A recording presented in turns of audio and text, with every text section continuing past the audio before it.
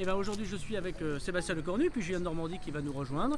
Nous sommes dans un quartier à Tourcoing, alors qu'on appelle un quartier difficile, mais qui est un quartier de 10 000 habitants, qui connaît aujourd'hui 90% de logements sociaux, qui a été construit dans les années 60 et qui va connaître une grande rénovation urbaine, qui va changer profondément un quartier qui connaît des difficultés sociales extrêmement fortes, mais en même temps il y a plein d'innovations, plein de richesses, plein de volonté, plein d'énergie.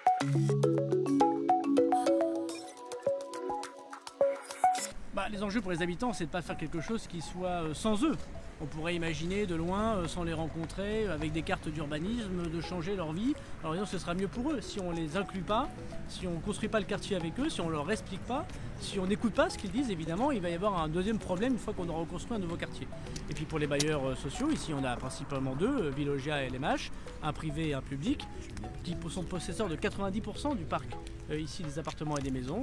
Et ben c'est de pouvoir leur dire qu'on a vraiment besoin d'eux et qu'on n'a pas besoin que tout le monde ensemble fasse de la technocratie, mais qu'on soit bien en contact humain avec des gens qui souffrent et pour leur donner un avenir meilleur.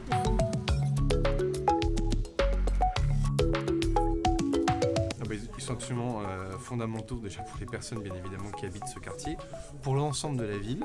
La deuxième des choses, c'est que c'est aussi le signal d'un partenariat réussi entre les collectivités territoriales et l'État. Vous savez, à l'heure où parfois on va opposer beaucoup les uns aux autres, on s'aperçoit qu'un projet comme celui-ci ne serait pas possible si tout le monde n'était pas dans le même bateau. Donc ça c'est quand même un message important.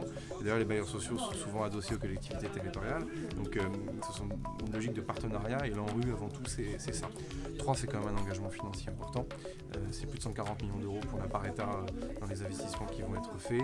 Ça va créer de l'emploi, parce que par définition ça génère des travaux, ça génère donc des chantiers, donc de l'emploi derrière à la clé. Et puis on voit bien que là où ça a été fait avant, dans d'autres quartiers de la ville, ici à Tourcoing comme ailleurs, ça change radicalement la vie quotidienne des gens. Et au fond si on fait de la politique c'est pour changer la vie des gens.